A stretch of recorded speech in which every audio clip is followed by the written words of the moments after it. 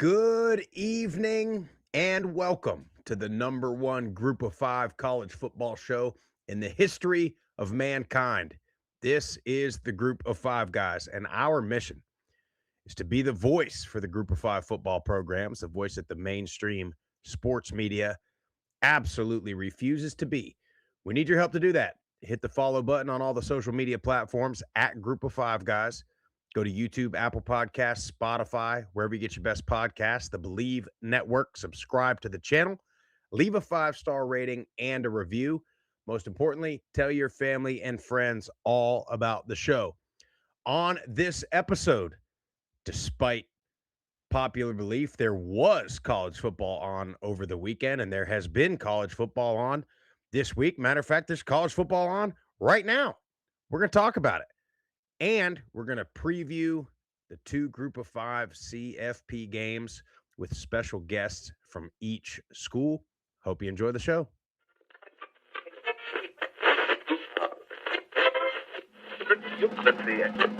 This is the Group of Five guys, and we are coming to you live.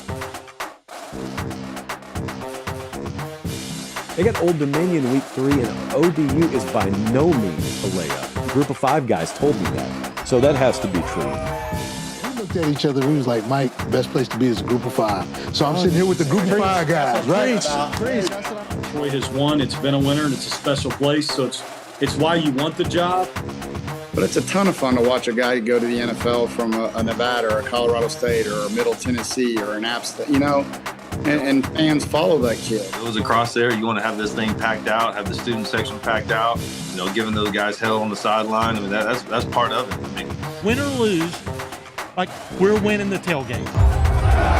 There's no better place to be developed in this country than Boise State.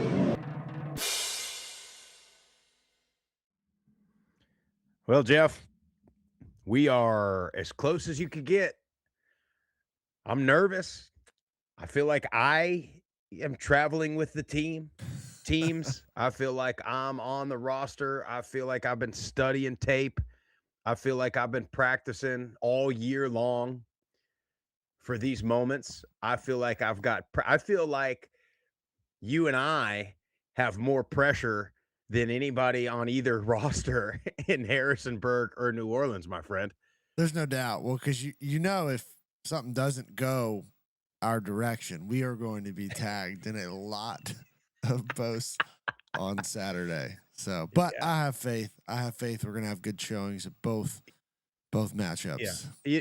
Here's the good news for both of us is no matter which way either of these two games goes, the engagement level that we're going to have on socials is going to be electric. I mean, absolutely electric. But I can't wait, man. And we're going down to Florida to have our family Christmas, and I have already done some research, done some reconnaissance on the local watering holes, the local game watching facilities in the area.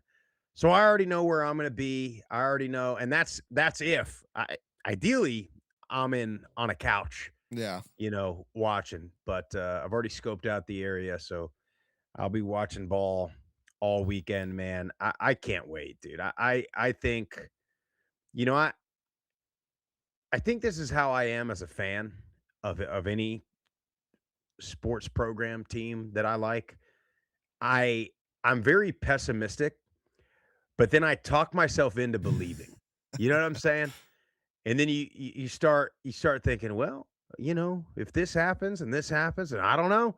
And then by the time you get to game day, I got full faith. I'm ready to take money line on both of them, Jeff. And I'm getting to that point. A lot of value there, huh? Hey, no doubt. A lot of value.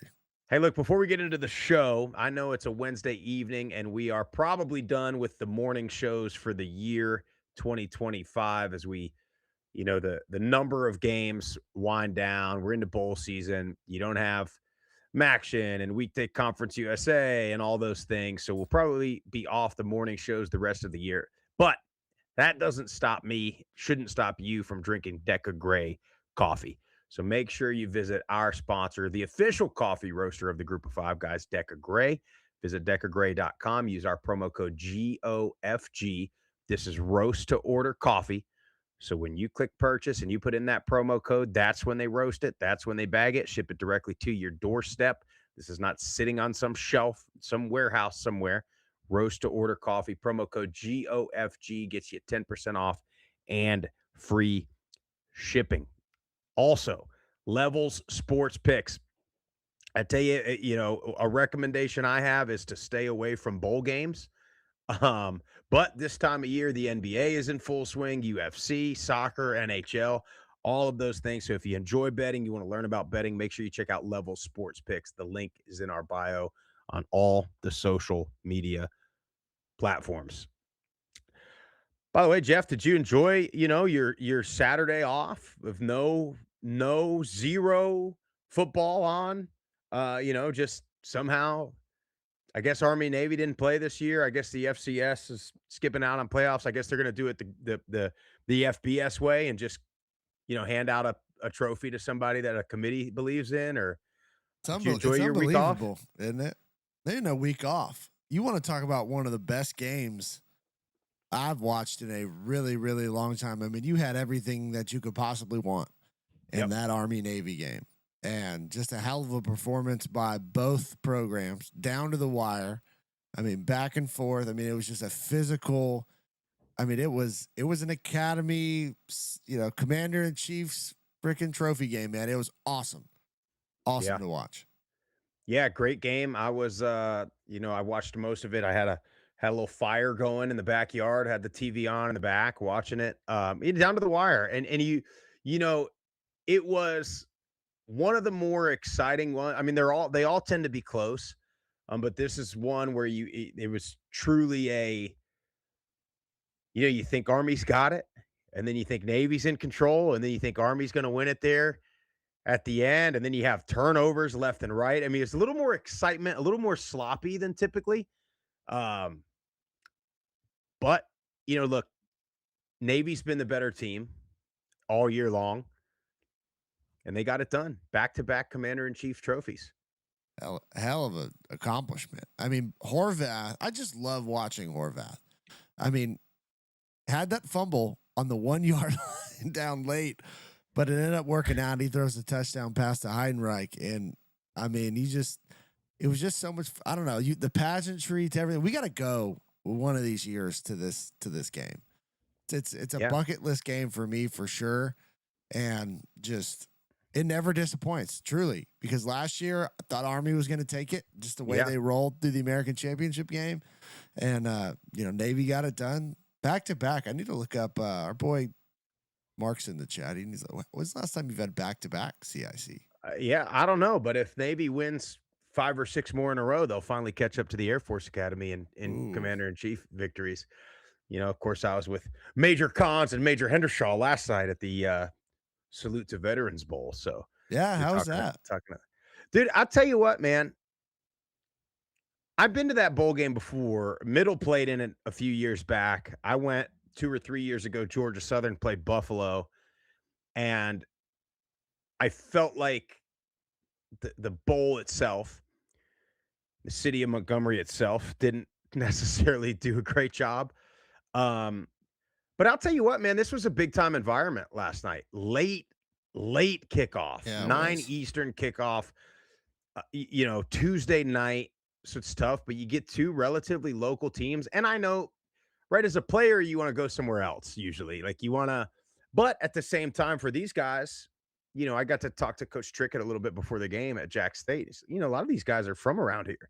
So their families are here. No doubt. A lot of the, both bands were there. There's a pretty good crowd down there in the Crampton Bowl. And the best part about it is both teams came to play. It's so interesting. Troy, to me, I've seen Troy live twice this year. And this one, they didn't come out on top. But both games, you watch and you're sitting there like even this one, like you would have thought, if you didn't look at the scoreboard at halftime, you would have thought Jacksonville State was up by 2 or 3 touchdowns. And yet Troy just finds themselves in games, man. And they find themselves with leads, and they find themselves playing tight, and they almost caught a damn Hail Mary last night to win it even still. And you didn't have a ton. Cam Cook didn't play, and I don't know if that's a portal thing or it's an NF. He might be trying to go to the league. He did get banged up quite a bit in the championship game. I mean, you're coming off a game against James Madison, so or I'm sorry, Kennesaw, and both of those teams are coming off championship games where there's guys that are banged up and both on the losing end of tough physical games. So, you know, guys didn't play. Goose Crowder gets freaking rocked on the first series of the game, and then he comes out. Kilcrease has to come back in, and so it was just it was a fun sort of rivalry type game, man. Yeah, it was kind of the like epitome of their season. You know what I mean? Like the game where the quarterback gets hurt, they're always in it. Offense looked decent at times, struggled for most of it, but defense kept them in. Like it was it kind of represented their entire year. Yeah, and you're right, and it's like as soon as you think that they look bad, but then you look up and you're like, oh, they're going to be in the championship game, or they're going to have a drive to win this thing at the end of the game, and so shout out to them, shout out to both teams, both crowds, incredibly engaged all game. That Jacksonville State band, dude, they're good. They are raucous. Yeah. I mean, they were making more noise than anybody. But I want to go back to Army Navy a little bit because there's been some talk, right, about moving that game. And I had a take a year or two ago, and it kind of got shut down, and I'm fine with it. But my stance now is you got to move the whole season up for everybody. And then I think you could put, man, even if there was other games, I think Army Navy could have its own day. Like, yeah, I mean, I think a Thanksgiving Day Army Navy game. I know you don't want to compete with the NFL necessarily, but nobody's playing at noon in the NFL. Or I think you could get a noon Thanksgiving Day kickoff, Army Navy. It'd be the only game in college football on. I don't know, man. I think because here's what I think. It's a shame, but I think when you look at what Herb Street and Joey Galloway were talking about, right? Not to the fault of Army or Navy, or not to the fault of anybody that's involved with that game, but to me, to the fault of the mainstream sports media, it's lost a little bit of its luster, per se. They hype up Alabama Auburn so much that Auburn can be terrible and Alabama can beat them by 6 and get bumped up in the rankings. They hype that game up so much. They hype up all these, Georgia, Florida, or whatever, USC, Notre Dame, or whatever game it is. They hype up so much, and they don't do that for Army Navy. Maybe it's because it's on CBS and it's not an ESPN game, and maybe that would change some things. But I feel like if it was on still its own day, but maybe if it was on a weekend when all the other rivalries are happening, I mean, you want to talk about an American tradition that could be, I agree. And just the added level of, for this year example, like Navy had a chance to make the championship game. And Army was, middle of the road this year. But there's nothing better when you go to that rivalry weekend and you don't have a shot at the championship game, but you can absolutely ruin it for your rival. Like I think it just adds another layer. And like you said, you can have it on Thanksgiving Day. It could be its own special game by itself outside of the NFL games. And I'm with you. I'm on board with it, but it seems like the old heads and some of the others don't want it. We got to talk about that too, right, man? The NFL, that's the other part about moving the calendar up, because now you're competing with the NFL. I mean, there's NFL games. You have Bears Packers Saturday night at the same time as James Madison, Oregon. And then James Madison, Oregon and Tulane Ole Miss are on TNT or, the Turner networks. So, I mean, you already know what's going to happen. Oh, see, look at the ratings. Nobody wanted to watch James Madison. Nobody cares. And I know we've been doing this forever. You're competing with the NFL. And I remember last year, the way they dragged the playoff, by the time you get to middle of January, you are kind of over it because your team is out, your conference is done, your bowl game's been done, and now you're to me now, okay, now it is NFL time. You know what I mean? Like now this I is the agree. time when we're getting ready for the playoffs in the NFL. So I remember getting to the championship game last year and being like, I don't even care about this.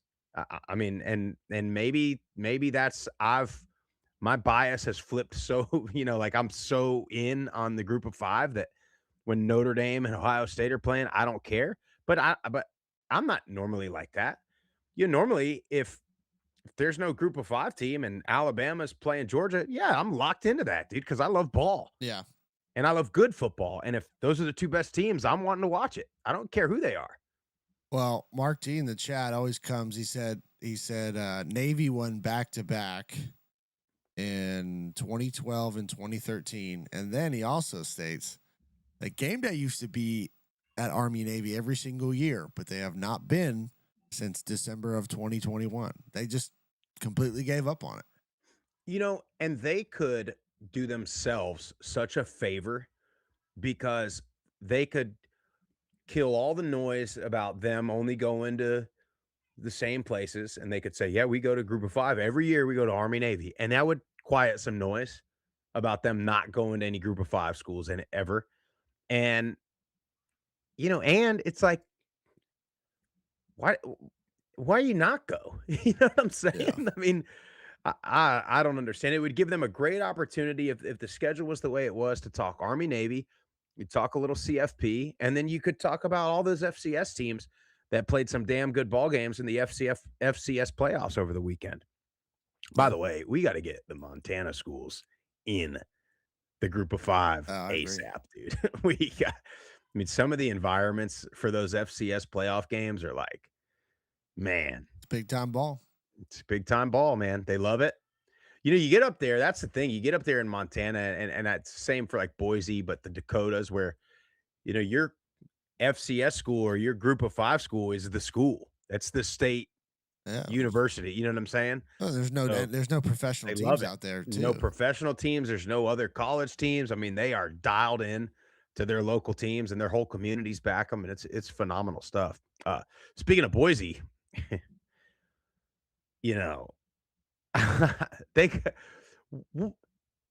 I called you yesterday or the other day or after that game. Do you think that there's a little bit of a fall off for Boise State? I mean, they won the conference again, but probably they just, man, yeah, they probably shouldn't have. They got in based off computers. They got knocked to the canvas on multiple occasions. They had 3 or 4 massive games, and they looked bad in all of them except the championship. But they looked like, they looked awful.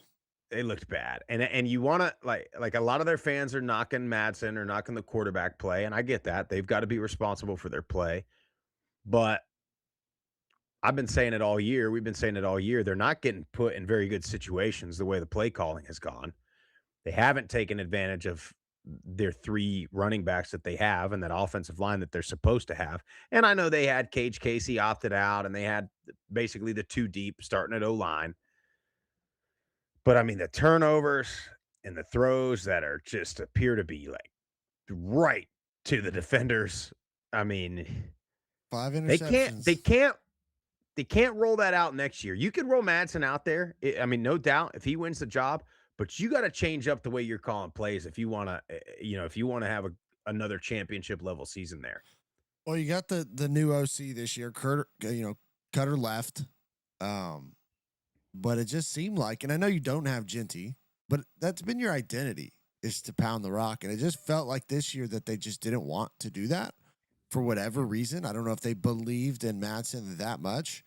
But I don't think he's the type of guy that he's not going to take over a game.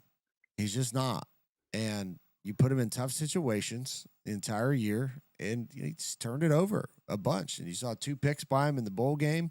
Cutforth had 3. It just, only 58 yards rushing by Boise. I know you were out of it, by halftime. I mean, you're down by multiple scores, but still, I don't know. It's just disappointing performance in the bowl game. I know bowl games are now what they are.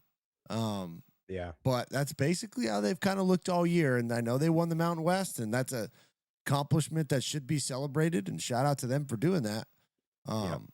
But yeah, they're going to have to figure some things out offensively next year for sure, because they're going to be losing a lot of pieces on both sides of the ball. Yes, they are, and that's how it was for them this year. If the defense didn't play absolutely lights out, they were not good. And I thought you put, regardless of throwing it on first down or not, they just were in a lot of behind the chain situations. And you're putting your quarterback, who's essentially a game manager, not that that's a negative or whatever, but you're putting them in third and long all the time, and you're putting them in obvious passing downs. And, it was rough. It was a tough one to watch. That's for sure. Which, by the way, what's Old Dominion going to get the win? Yeah, South Florida's trying to give this game away. I had a muff punt a few minutes ago. I got on the TV up there. 17-10. ODU's. No, South Florida's got the ball. So, but 5 minutes to go. Of course, Byron Brown not playing. You knew you're going to have some opt-outs in that one. Oh, no, Kojo not playing. Did he? So. Yeah. I mean, you got a lot of different players playing. That's the thing with these bowl games is it's hard to bet on them, number one. And number two, you just get some tryouts for some guys that didn't get to play much all year. Yeah, I got to tell you one thing before we get into the Joel Klatt take, and then we get into our quick Tulane James Madison previews. I've been wearing Tulane stuff like every day. This hat in particular, and I'm inviting conversation. So I was at the grocery store the other day, Publix. I'm a big Publix guy, I'm very brand loyal. And I thought this guy, I thought he was one of us, man, because he saw the hat and he goes, and he didn't say anything. He didn't say, "Hey, how are you?" or anything. He said, "Boy, Notre Dame's a bunch of crybabies, huh?" So he opened the conversation, and I was like, I'm thinking, okay, one of us. And I go, yeah, man. And then he was like, I mean, what do you, and then he just goes, I mean, what about them, huh? And I was like, yeah, man, they're not in a conference. They play whoever they want to play. They play all their games at home, this and that. I was saying it all. And then I lost him because this guy, not an Alabama fan, not a Georgia fan, not an Auburn fan. And he told me, oh, I'm an SEC fan. So, I mean, whoever, and I was like, I go, yeah, I bet you are. And then I said, well, to be honest with you, man, I don't think Alabama should have been in there either. And I was trying to get him riled up. Yeah. And he was like, well, I mean, they had the 4th ranked schedule. They just go into all the stuff. All the talking points. All the buzzwords and all the metrics and things. And I said, yeah. I said, well, they're, at least they get to play Oklahoma, and that game will be a snooze fest. You want to talk about unwatchable? That game will be rough. No offense at all. But, nobody's, I don't know, man. It's just the slander from people. And what you can tell when you listen to people like that, and like I was having a conversation with the guy, we were laughing, it was all good. And, but when you hear people give their arguments, you hear them just regurgitate what these other guys have said. And so, and that's where it pisses you off, because they'll have a take on Tulane or James Madison, and yet they will not have watched them one time. So again, if you come to me and you say, hey, yeah, I watched Tulane 3 times. I watched them against Army, against East Carolina, and whatever, and I don't think they're very good. I'd be like, I mean, yeah, I'm with you. Like they didn't like, you got me. You got a good argument there. And I would agree. I mean, we've said that. We've been saying that about Tulane this year. But when it's just, well, they're not good. They don't play anybody and this and that. They're not even on TV. They can't be good. And I'm like, at least have an opinion off something you've seen before, I don't know, Jeff. That's like telling somebody his girlfriend's ugly and you haven't seen her yet. You know what I mean? What are you talking about? But this take by Joel Klatt, I mean, I'm telling you, they're doing it. They're doing it for clicks because they know that they're going to get crushed with these just out. I mean, the guy said the NCAA tournament is garbage or whatever he said. Yeah. You have the clip? Yeah, I got it. I'll play it. how important is it for Tulane or James Madison to be competitive this weekend? Is it sort of the future of an auto bid for the G5 at stake for them to look the part this weekend? I don't think that it matters. It would help in the sentiment, the public sentiment, but these things are going to be, it will be determined by finances and litigation. And the reason the group of 5 is included in this playoff is to avoid antitrust litigation. That's it, guys. Like, we're not looking for a Cinderella. Nobody cares in football about James Madison or the equivalent of George Mason going. Didn't George Mason go to the Final Four or something like that? Nobody cares in football about that. We don't want Cinderellas. We want the best teams playing each other at the end. In fact, hot take. I mean, like the hottest of all takes that I've ever had in my entire life. The NCAA basketball tournament is a joke. It's the dumbest tournament and the least fair tournament in all of sports. We go and we put teams at odd times on neutral sites in a one-game affair. Like, that doesn't crown a true champion. We're not doing anything that tells us who's the best team over the course of the entire season. Like, if anything, the NCAA basketball tournament should act exactly like the old World Cup, which we should have groups. They should all get guaranteed 3 games, and they should be played at the higher seeds arena so that those seeds are rewarded for a quality game. And that way we don't just get to see, like, Kentucky one and done against George Mason or something like that. Well, that's stupid.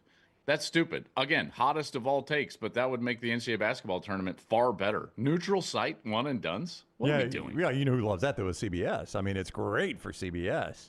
I guess. Well, it sucks for the fans. CBS paid billions of dollars for it. Yeah. No, I'm with you. True. It doesn't determine, I think more often than not, when we get our football national champion, you're able to look back and say, yeah, it's probably the best team all season. Or I think close enough, I'm comfortable with it. Yeah.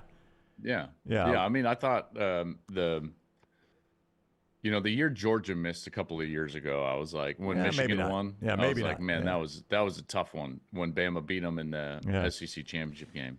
But that's a hot take. So back to the group of 5. I think that in order to separate it out, the group of 5 will have to be incentivized somehow, and specifically from a financial perspective, to go play their own championship. I think that would be better for them anyways. But if that doesn't happen and they get cut out of the finances, they will sue and will wind up in court, and they'll be in the playoff moving forward. Well, Sprouse, old Joel Klatt. I mean, I already tweeted about it. Like, the biggest point, the biggest takeaway that I have for that is he brings up George Mason.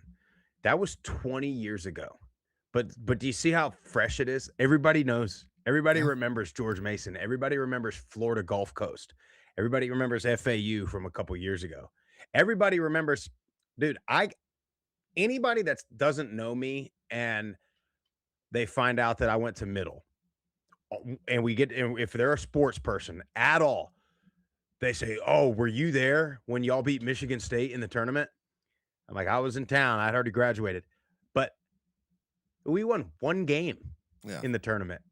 And everybody associates Middle Tennessee athletics with having a good basketball program because of that 1 game. And then, what was it, a year or 2 later, we go to the NIT Final Four. Yeah. And I don't think anybody could tell you anybody they played along the way. Nobody can remember any of it. I think we hosted Marshall or something in the Elite 8, I think, or the whatever in that year. But whatever. I remember because I was going to the games. But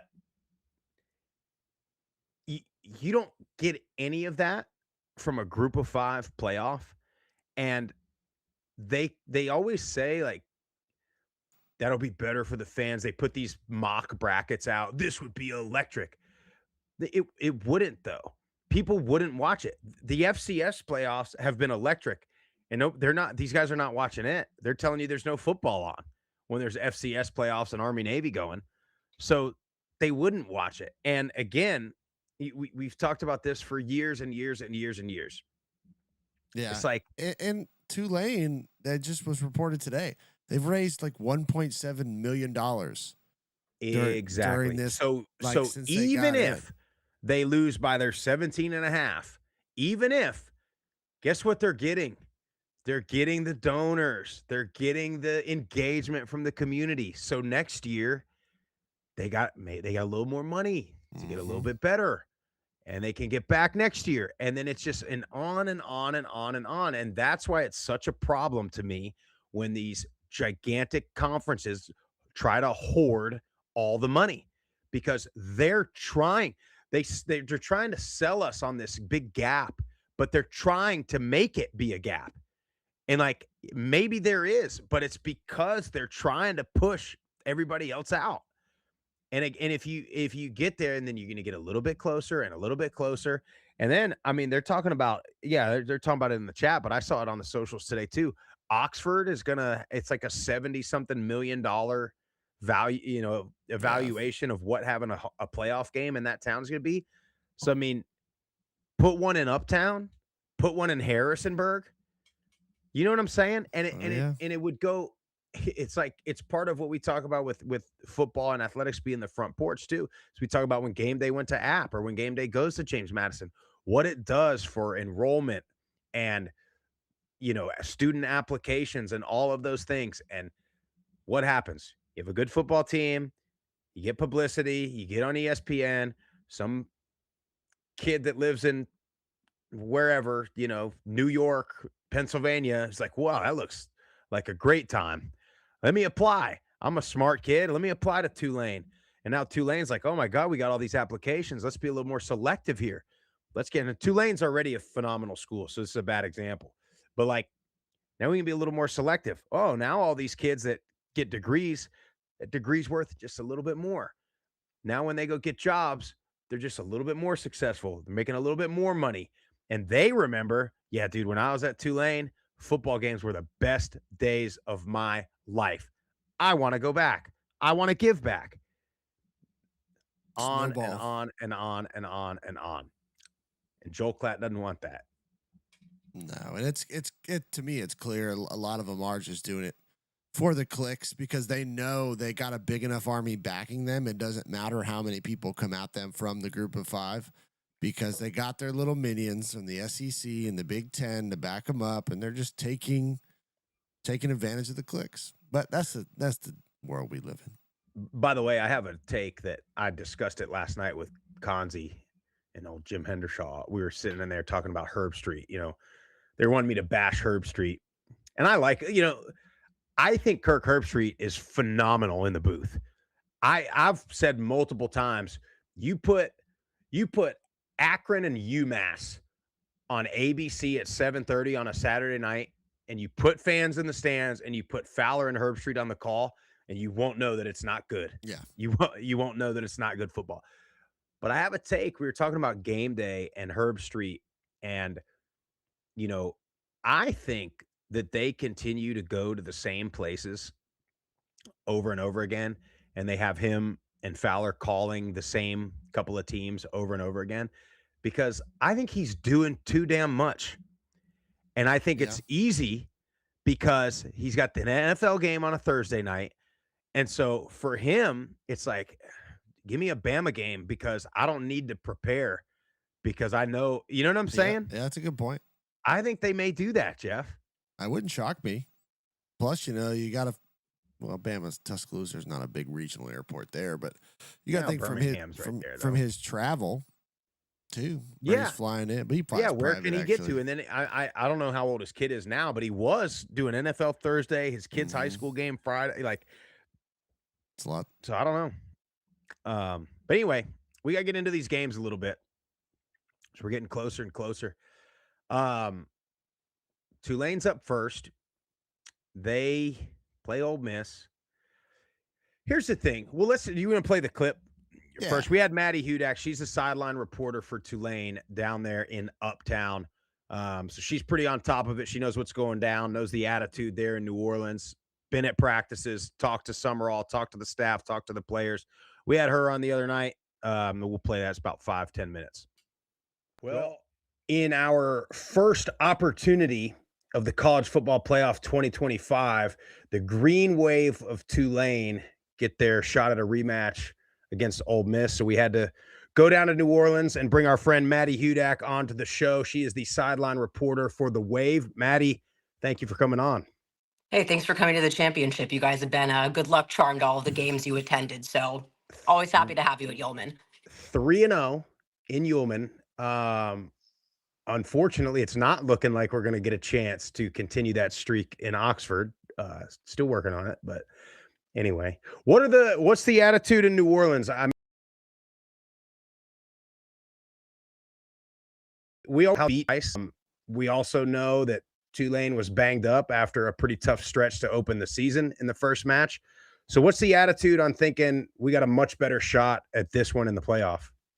I think this team, they don't really like to talk about a chip on their shoulder, but you can kind of tell when they have one on it. You could tell a little bit before the Duke game. You could tell a little bit before the North Texas game, just all of the conversation about the other team. And you definitely get why that's happening in this instance. But to your point, too, about them being really beat up, I feel like that's one of those things that you don't like to bring up because it sounds a little bit like making excuses for a team. But the fact is, I just keep looking back to the O-line being such a turnstile at that point of the year. You know, you had our left guard, Chaudre Hurst, starting at left tackle, and then you had a guy, Elijah Baker, making his first collegiate start at left guard against Ole Miss. And they really hadn't figured out the right side of the O-line for Tulane that much either. And to me, it kind of starts and ends with what you can do in the trenches. And so the fact that that was Tulane's, O-line to go into that contest and all the pieces on this team just really hadn't come together yet. I can definitely see why they are a lot more, locked in and have their eyes really set on getting this upset. You mentioned that chip on the shoulder, and it's pretty interesting as a, outsider looking in. Tulane has some of the games this season, you're like, what? They just look sloppy, this and that. But then every time people start saying the other team's going to win, it's like, oh, okay, there's the Tulane we expected to see all season long. And we're hoping we get that again. What is it about this team? You think it's just Coach Summerall and he's got that big game attitude and gets them ready to go? Yeah, I think he's a really great motivator and just knowing what makes them tick. It's not really going to be the same on a week to week basis, but I don't think you really need that much motivation for this one. I think that we've seen all the discourse online. It's easy for these guys to certainly get fired up and have some bulletin board material, but I think just looking at what they've kind of been like as a team this year, that was really the first adversity that they had faced as a group of guys, and they didn't handle it well the first time. And then they kind of started to build those moments. You look back at the UTSA loss, and how their season honestly looked over at that point, and then they've kind of turned into just a completely different team since. And I honestly think that they've turned inward a little more since Summerall announced that he was leaving and really kind of found it within themselves. That was something that was really absent on the sideline in that first Ole Miss game was the guys just looked dazed and confused, and the coaches didn't really seem like they could get through to them. And so I think that you're going to see a lot more player-led action on the sideline this time, and that seems to be when Tulane plays their best. Obviously, Summerall's been back and forth to Gainesville quite a bit, and New Orleans, he's back now. What's kind of the vibe been like with the players? I mean, I heard Sam Howard talk about a week ago. He was like, we are locked in. We want to win with Summerall while he's here. What's kind of the boots on the ground feel about him? Yeah, just the way that he's closed this out with these guys, they all really want to do this together. And I think that he did a really good job of addressing this season went on and kind of learning from what can happen in a locker room if you let things kind of fester like that. But he also kept pointing out, that the transfer portal exists. And that is very true, that it's just not the same with coaches leaving nowadays and players so much freedom to do the same. And I think just kind of, preempting that conversation kind of helped to rip the Band-Aid off a little bit. But, again, I think that he's the guy that recruited them all over here, got this team together, got them through hard times this year. And so being able to finish it out with him at the helm, especially to kind of look on the opposing sideline and just see, what it could look like. And it might go very well for Ole Miss, but I think just finishing it out with the guy that started at the top, it's definitely a really important thing for these guys. That was going to be my next question. Ole Miss obviously dealing with a totally different transition of coaches and the way that it's going. What have you seen from them, whether it be in the first matchup or in the rest of the season, where you think Tulane's got a chance to maybe take advantage of a position group or anything like that? It's honestly hard to say because they looked pretty full speed when Tulane faced them, and then they've just kind of continued to get better as the season went on. I think not being as shocked by the speed of the game that Ole Miss came out with really matters to me more than what Ole Miss kind of can do better at this stage in the game. I mean, Trinidad Chambliss has been an incredible player to watch, but you look back and Tulane had about a half game film to be able to prepare on him. You really weren't sure it's going to be just the mental load of having to also prepare for, or I believe his name was Austin Simmons at the time. It's so long ago that I'm trying to remember. But this time, having the entire season of game film on him, I think really does make a difference for a pass rush that has come together a lot more since that first one. Because really just stopping the run is going to be first and foremost in this matchup for them to be able to set the tone and really catch their breath. The rest, I think, is again just Tulane not, the first matchup went wrong for a lot of reasons, but Tulane just was out of sorts the whole time. Guys weren't in the right spot. The tackling was really bad. Jake Retzloff went 0 of 11 to start the game. I mean, it was pretty much as bad of an execution as you could ask for. And so I just think being a better team at this stage of the game is going to be what's going to allow Tulane to actually have a chance in this one. I think too, you come off the wins versus Duke, versus Northwestern, South Alabama. You're playing with house money at that point in that game. I think everybody was kind of like, well, this game really doesn't mean a whole lot in the grand scheme of things if we can win the American, which obviously now you have.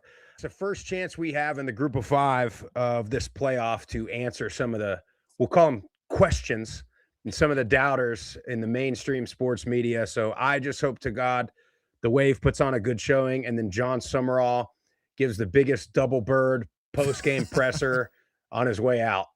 That's what I hope. Yeah, if you think the RMFW hit before an upset, I think you might actually have to get the FCC to turn this one off the air in that case. There's no doubt. Well, we appreciate you coming on, and let's hope we can talk to you again in like 2 weeks as we're getting ready for another one. How about that? Let's do it. Thanks, guys. Thanks. See ya.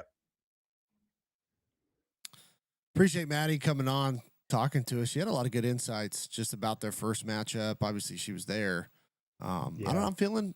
I'm feeling good about this, Sprouse. I mean, you saw Chambliss today. I mean, there's reports saying he's not sure if he's going to play or not with his agent. He's talking to his agent. Like, the more of that, give me all of that. I think that a lot of that may be put on by the Tulane fans, maybe starting rumors, but he did say, I mean, somebody asked, I think it was the same reporter that called Lane Kiffin a hoe, asked Trinidad Chambliss if he was, like, is he going to transfer or whatever he's going to do? And, he didn't. He gave kind of the coach answer. Oh, I mean, I got to do what's best for me and this and that, which, by the way, I'm about sick of that. Yeah, I am too. What's best for me, I don't know. Well, what's best for the team, whatever. Who knows what reports are actually true when it comes to him? But I think I will say, if you don't think that there are conversations going on between him, his agent, about what his plan is going to be next year, that's brain power and focus that's not on this matchup. Mm-hmm. So give me all of it. There's got to be the conversation of, well, if this game doesn't go great, somehow we lose this game because of the coaching staff being gone, all those things for Ole Miss, that's only going to hurt his stock. That's only going to hurt his value. Because unless he just knows already that he's going to LSU. Yeah. But maybe. I just have a feeling that Lane's got somebody else dialed in for LSU. I don't know. I could be wrong. Yeah, there's no telling. But you're right. It's something that they're all probably thinking about. And then, you probably have to figure, I mean, I don't think anybody's overlooking anybody, but I'd be willing to bet that Ole Miss has their GAs and maybe some of their staff already preparing for round 2 also. Yeah. So, if you got players thinking about the portal, thinking about the whatever they're going to do, thinking about the next game, then you got the coaches maybe thinking about the next game. And then you compound that with, you could look at it 2 ways, right? Tulane didn't really have much tape on Trinidad Chambliss, but also Trinidad Chambliss, brand new into playing. So maybe he's better. He's caught up to speed. But then, she brought up Retzlaff being 0 of 11. I remember you and I texting Like, this is so bad. Yeah, it did not look fluid at all. And so you gotta. I don't think Tulane could play worse. I don't think they could. And you know it, and I know it. They were shuffling around the O line. I think they're healthier now than they were then. Playing some of their best And, football. and Ole Miss hadn't played in 3.5 weeks, dude. Yeah, it's going to be a tough challenge either way.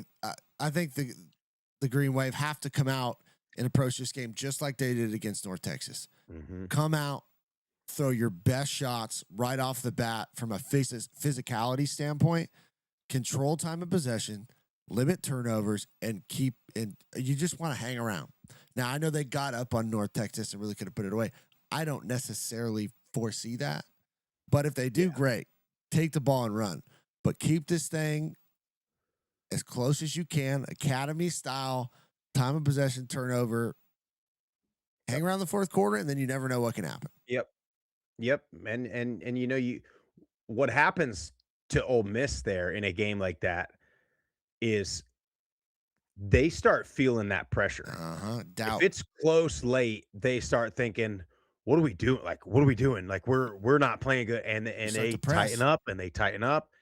And that's how you win those games. That's how upsets happen, right? Like maybe there's maybe you get lucky, you get a bounce or two here, a bounce or two there. You also have to play well, and then they start feeling that pressure. If you're Tulane, you got to go in this thing and play as loose as can be, and not worry about a damn thing. And you start making plays, and these guys start feeling like they're struggling. I'm telling you, you watch them tighten up. No doubt. You got James Madison going up to Eugene that travels a lot. Now, hopefully they're there, tonight. I would hope that they're traveling at least 2 days, 3 days in advance. Obviously have not played. Obviously, Oregon is dialed. See, for Ole Miss, all these pundits come out and say, like, oh, this team could win the whole thing. I don't think anybody thinks Ole Miss can win the whole thing. No. Not a single soul thinks they can. I don't really think they can either. I mean, they're probably good enough, but I think they got too much going on, and I think whatever. A lot of people think Oregon can win the whole thing, and they don't have the distractions. And they've got a home environment that is as good as anywhere in the country. Now, good thing about James Madison, you know what travels, Jeff? 340-pound nose tackles travel. You know who plays well in cold weather? Defenses, physicality. That's what James Madison has. So I'll tell you this: if you were to switch these two and have Tulane at Oregon and James Madison at Ole Miss, I wouldn't like that match. I wouldn't. I like these matchups better. Yeah.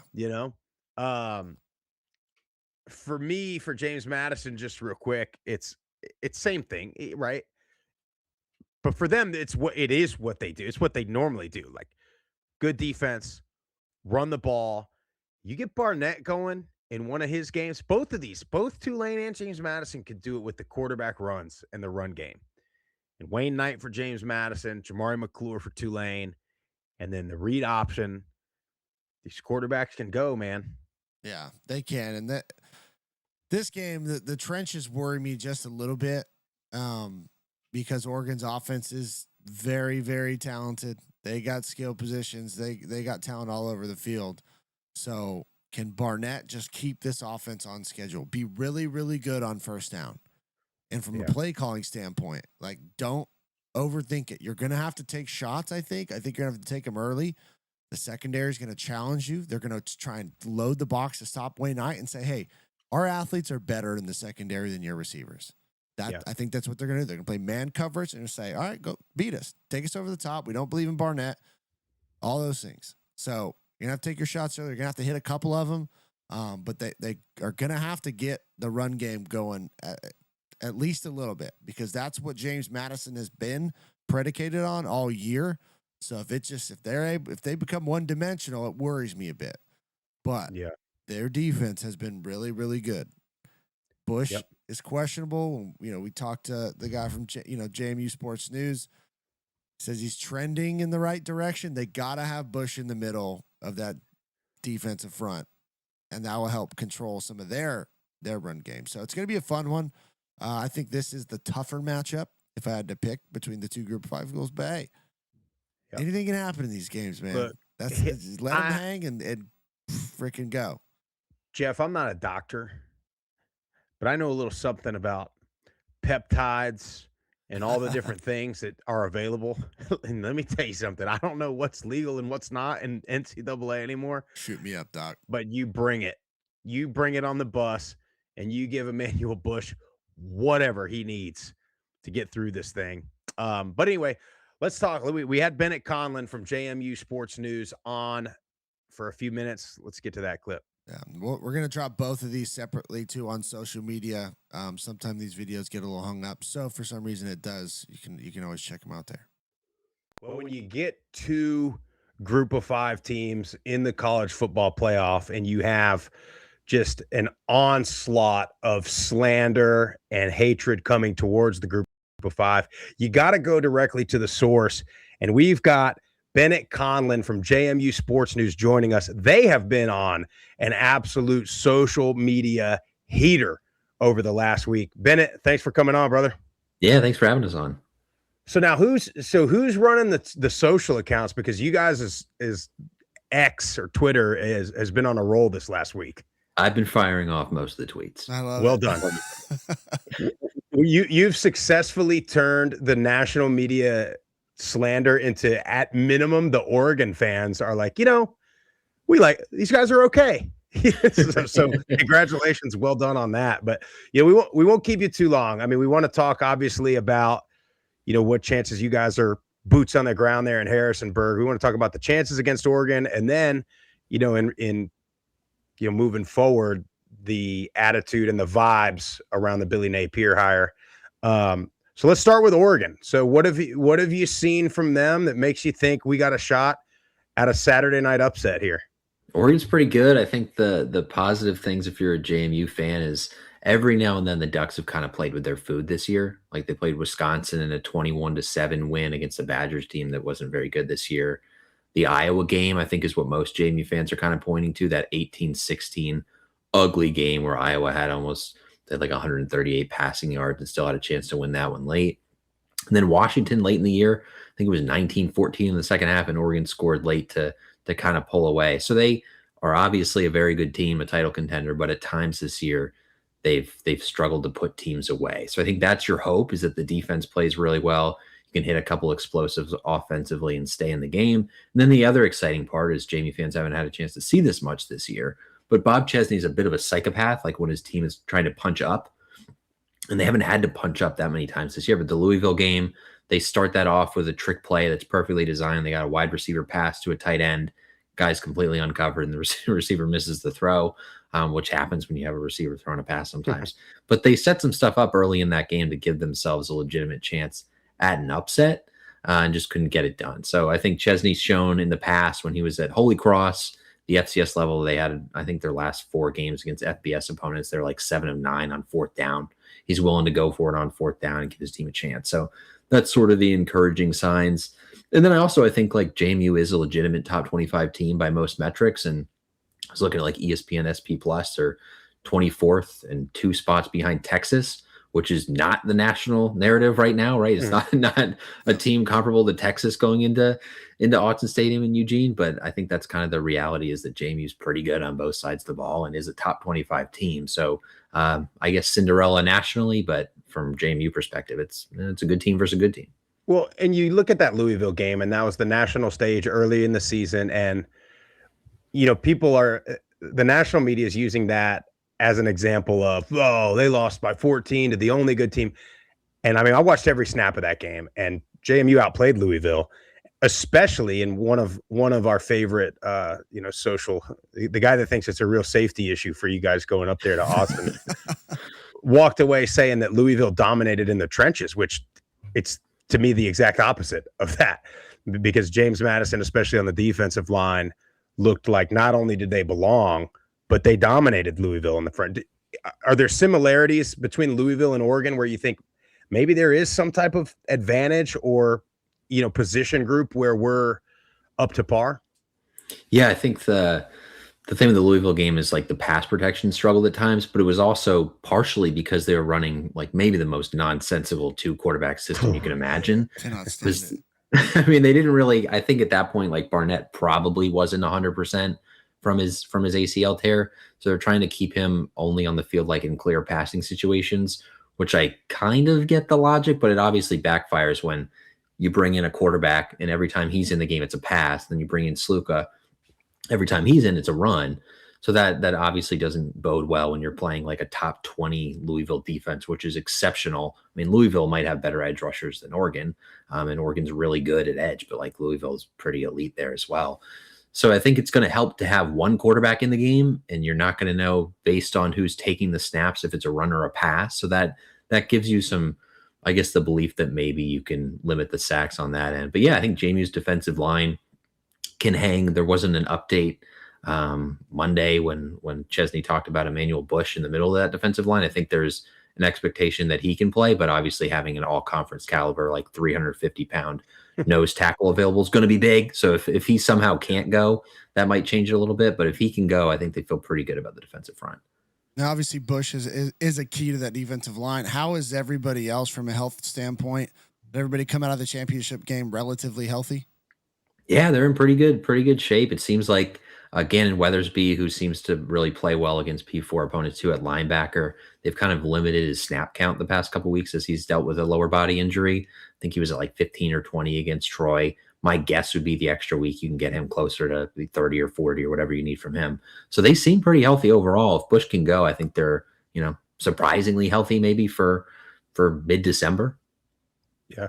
Going into the playoff, both group of 5 teams are in very, very similar situations from the coaching standpoint. What's the attitude or the sense around James Madison as far as Coach Chesney and the players? Are everybody dialed in? And then, after that, what's the attitude around the new hire of Billy Napier? Yeah, everybody seems stoked about the way Chesney has handled the departure, which could absolutely change in a couple weeks if he takes 10 plus Dukes with him to UCLA, right? But JMU fans were a little bit burned, I think, by how Kurt Cignetti left. Some of that was maybe being overly sensitive. You had a group of fans who were really mad he didn't leave with like a thank you graphic, which feels, maybe like small potatoes. But there were some that were angry about that. But Chesney's done a good job of staying locked in. He did that at Holy Cross too. I remember JMU targeted him and they were close to hiring him. And they waited a couple days when some people wanted him in to Harrisonburg so he could start working the portal. And he was actually, I think, with Jacob Dobbs, who won an award at Holy Cross, and they were out in Vegas at the award ceremony. So he held up a couple of days there to make sure his transition from Holy Cross to JMU was good. So there's not a whole lot of doubt that he's fully locked in on making sure they can put up a decent performance against Oregon, which is good. So there's a lot of respect for the way Chesney's handled the departure. And then as far as Napier, I think the initial reaction from some was like, okay, it's a big name. Is it going to work? And he started to add some of it to his staff, and the recruiting staff's a lot bigger than usual. And there is an excitement that he has the P4 pedigree. And JMU fans are exceptionally good, I think, at blocking out like all of the Florida losses instead of just making it like, hey, he was at Florida and, and maybe not focusing on how it ended at Florida. But he's won in the Sun Belt. He's a guy who understands recruiting, and I think he understands how to build a program infrastructure that could compete maybe at the P4 level and be similar to a P4 build. I think that's what JMU fans are excited about. So before any games are played under Napier, there's a lot of excitement about what he can do. So we'll see what actually happens, but there's excitement and optimism for sure. Well, and even at Florida, despite what the record may have been, nobody ever doubted his ability to recruit. Right. And so you get guys, if you're able to pull some 4 stars, a 5-star to James Madison, I mean, that's a big time get. And DJ Lagway's in the portal, by the way. So maybe, I mean, you never know. You never know what. Now, I got one more question, Bennett. We'll let you go. The attitude towards Indiana, are James Madison fans pulling for Indiana, or are they a little salty still with Cignetti? And what's the vibes there? a lot of wounds heal when you also make the playoff. Also say that. Like when he takes everyone and they're winning Big Ten championships, I thought it was cool just because it was players that all JMU fans knew were really good and people who follow the Group of Five knew were really good, but didn't get a lot of attention. It's funny to see it happen, right? Where Aiden Fisher's at JMU and people are like, all right, whoever this guy is. And then he gets to Indiana and they're like, wow, what a star. The same with D'Angelo Bonds and Elijah Surratt. When he's doing things at JMU, they're like, that's a decent receiver. And then he does it against Big Ten corners, and they're like, "Oh my God, what an unbelievable player!" It's incredible. And even patch on the jersey, huh? Yeah, and even last year, Indiana, there were still some doubters. Oh, they didn't play the top half of the Big Ten, this and that. And then year 2, they do it again with wins at Oregon, beat Ohio State, and now all of a sudden, these guys, they just got talented this year. They just somehow found a way to be developed and learned how to be good this year. But anyway, man, well, look, we are. First of all, I know you guys you've already been, but we are going to be as petty and arrogant and ignorant as it comes at about 11 p.m. Eastern on Saturday night if James Madison finds a way to win this thing. We thank you for coming on. Hopefully we get up to Harrisonburg and see you guys soon. Yeah, for sure. Thanks for having us. And Bennett, shout out your socials so people can find you. Yeah, JMU Sports News, just at JMU Sports News. I think it's the same on Instagram, Twitter. Everywhere there. You can find us there, and jmusportsnews.com. We have some written content as well. Perfect. Love it. Thanks, man. Appreciate Bennett for stopping by, taking some time with us. And I mean, same kind of thing, man. He had me feeling got you believing, Jeff? Some Duke's magic up in Eugene. It's going to be a tall test either way, both teams. Yeah, there's no doubt about it. I mean, man, all you want is to be in the ring. That's it. That's all you want. Just want an opportunity. It takes one right hook, Jeff. You got a chance, man. That's all we can ask for. I mean, and you said it. Both teams, more important than anything in any game, but especially when you're a 3-score underdog, you can't turn it over. You can't have pre and post snap penalties. You cannot. What you can control there, you cannot do it, or it can get away from you. Yeah, stay ahead. Be really good on first down, like you said. You can't shoot yourself in the foot. You have to play smart. You got to play your best and cleanest game all year. This is when you got to rise up and do it. Both programs need to play that way in order to have a chance to win. So keep an eye early and see what the vibes are like. Both squads. Gonna be exciting either way. I know we got a couple of voicemails, 3 to be exact. You guys call that hotline. This will be our only show this week, as I'll be traveling. I got to sneeze. Bless you. Wow. I got another one coming. I think I got a little bit on my shoulder there. Jeff, 615-900-4286 is the number to the hotline. Call with your hottest takes, your post-game reaction from these CFP games.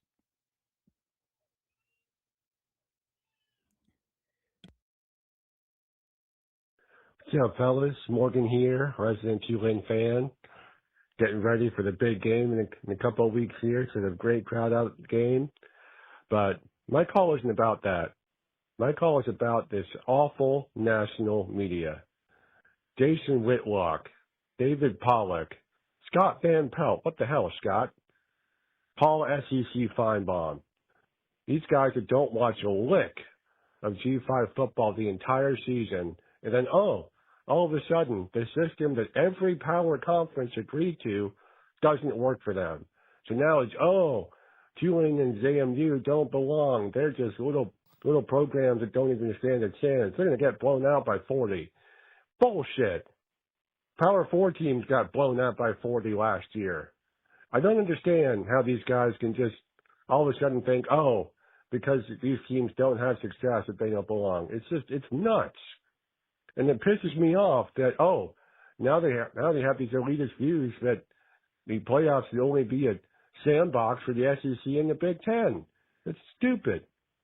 So, I don't know. I've lost all respect. I thought Scott Van Pelt, for one, I thought he was better than this. I mean, I thought he recognized that we were a good program on the up and up. Apparently not. Apparently he's an idiot, just like all these other loud talking heads. And Paul Feinbaum, my God, don't even get me started. That guy should have retired 20 years ago. How ESPN even freaking still employs him is beyond me. So looking forward to the show. I know I'm getting this in the last minute, but man, bullshit. to get Morgan cussing on a voicemail. Yeah. Well, Feinbaum, I mean, he's so old. That's why he's running for office. That's exactly that's right. how old he is. But yeah, you're right. There's some people that you think are better. You have a better opinion of, and it is disappointing. Yeah. It's disappointing when they have certain takes, but man, that's why we're here, Jeff. That's right. All right, let's get to our next one. These are all from last week, by the way. Group of 5 guys. It's Sidelines Army. I am skipping my work holiday lunch so that I can leave you this message about how pumped I am that the totality of the G5 has come together to put up double middle fingers to the mainstream media, to the Paul Feinbaums and the Bud Elliots, the Booger McFarlands. I can't believe the disrespect that the G5 is getting right now. And I put something on Twitter. I tagged y'all in it, and it's something I have not heard a single person say either for or against these morons. Would there be any difference if UVA had won that game? UVA wins that game. They take JMU's spot. Is anyone talking about the G5? What is happening here? As though JMU takes UVA's spot, quote unquote, takes their spot, and all of a sudden now the problem is the G5. If UVA's in that spot, I guarantee you Notre Dame is still belly aching, and whoever else, BYU, they're still getting robbed, but nobody's going to be blaming the G5 if UVA gets that spot. You're telling me UVA's got a better shot at winning all of it than James Madison or Tulane? Let's get real here. So this whole we need to attack the G5, there's a problem, that is a joke. That is a joke, because if you replace JMU with another team from the great state of the Old Dominion, nobody's even talking about this. It's just another year as normal. No one's complaining about Tulane, nothing. So just wanted to throw that out there. And last but not least, the only game that matters all year, it's in 2 days, Army-Navy. Navy is favored to win. Unfortunately for Army, Navy did not make it into the AAC championship. I hoped they were going to make it into the American championship because that would have given us a distinct advantage in this game, just like Navy had against us last year. I say it all the time. Service Academy games, CIC games, it's a coin flip in the best of times and a coin flip in the worst of times. And I'm telling you right now, I'm putting my name on the line. Army is winning the Commander-in-Chief's trophy this year. And we are sending Blake Horvath and Tesga and Heidenreich and Chapman and all of them. We're sending them home in tears. Go Army. Beat Navy. Oh, they were right there. I know we there. talked about it at the beginning, top of the show, but they were right there. And to his other point, Jeff, I've been saying that. Yeah. They did it last year. They complained last year about Indiana making it. They complained about Indiana. They complained about SMU making it. They will always complain unless it's one of their cash cows. And now they don't complain about Indiana anymore because Indiana has, throughout 2 entire seasons, proven it. Yeah. And so the problem the group of 5 has is you get like 1 game a year to prove it. And then they don't count it if you win, and they do count it if you lose. So that's where you don't get an entire schedule. And when you look at Indiana, you look at James Madison with what they've done. I mean, that's like, did you ever in high school basketball play a school that was like a basketball powerhouse? And they had like an A team, a B team, a C team, and then the JV team, and they were all good. And like the A team would be really good, and then they'd send their B team off to play somebody else, and they would be like, that's how good of a program James Madison is. They got their A team and their B team in the playoff. So, I mean, I don't know, dude. Yeah, but they absolutely would have complained if Virginia 100% they would have said, especially the SEC people. And you have this like tier of superiority complex, right? You have like the Georgia, Alabama people are probably correct, and they know like it's just us. But then you have the rest of the SEC that's like it's just the SEC, SEC, SEC, and then you have the Ohio State, now Indiana, maybe Michigan people that are like, yeah, the Big Ten, whatever. It's about us. Like, we're good. That's what we're worried about. But then you have all the rest of people in the Big Ten are like Power Two, Big Ten, SEC, Big Ten, SEC. Then you have the ACC and the Big 12 people that are like Power Four. Yep, it's all about the Power Four, knowing full and damn well that Power Four is Georgia, Alabama, Ohio State, and one other rotation of schools.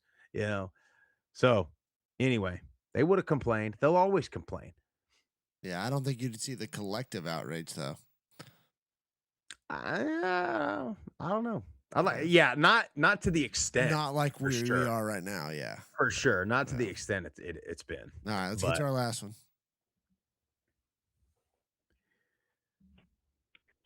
Group of five guys. Hey there, it's Ryan from Virginia. I just called you a couple weeks ago and just wanted to call and vent a little bit about the national media having a complete and total meltdown. Anyway, my Dukes got in there and Tulane got in there and I think it's awesome. I mean, it's football. They're football teams. They play in the league. They had a great season.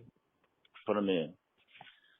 And I hear the holier than thou God of college football, Coach Saban, no offense to him, get on TV and complain that JMU shouldn't be in there and that how bad he feels for Notre Dame when his Alabama Crimson Tide folks are the reason that Notre Dame's not in there.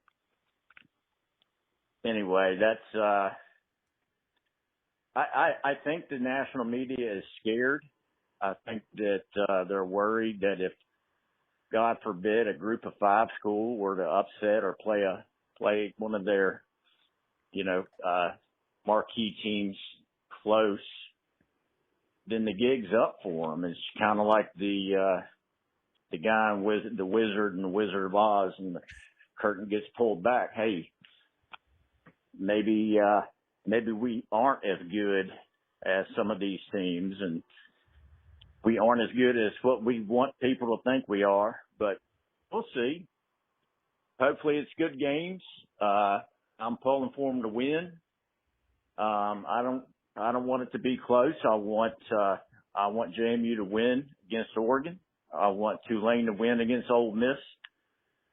And I'll get ready for the excuses if that happens. So, love you guys. Listen to you all the time. Appreciate what you're doing. Happy holidays. Love you too, Ryan. Appreciate you, man. Yeah, I don't want them to be close either. I don't need the stress in my life a couple days before Christmas. You know what I mean? You know what I've done, Jeff? I know we got to go, but one of the great stress relievers that I've done in my life that I'm trying to teach a lot of people that I'm friends with about is if the Miami Dolphins have a game on the road and it's cold and a playoff berth is on the line, do not watch that game. I mean, you already know the outcome. Yeah. You want to talk about, we already know it's going to be a blowout. We already know. So Monday night, I was like, you know what, man, it's 8:30. I'm going to go lay the old head down. Got a good night's sleep, the whole deal. But yeah, I mean, it'd be wild if either group of five team blew them out. But hey, can hope and pray, friends. James Madison hung 70 on North Carolina last year. So, I mean, it can be done. It can absolutely be done.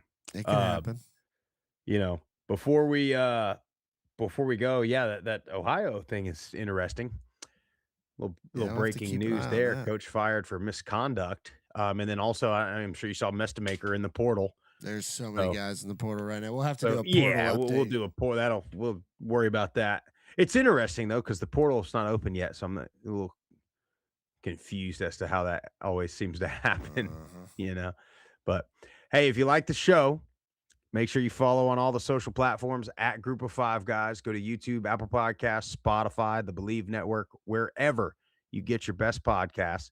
Subscribe to the channel, leave a 5-star rating and a review. Tell your family and friends all about us. And look, when the Wave and or the Dukes get it done this weekend, we need the Group of Five Army onslaught.